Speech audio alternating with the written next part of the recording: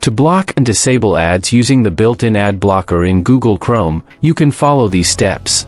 Open Google Chrome on your computer.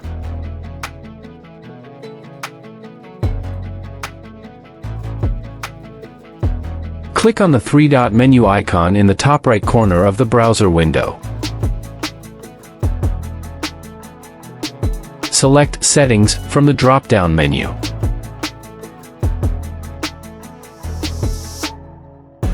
In the Settings tab, scroll down and click on Privacy and Security in the left-hand menu.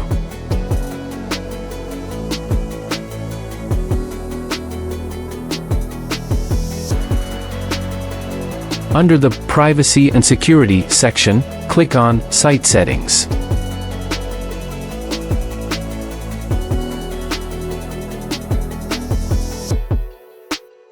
Scroll down and find the Ads section.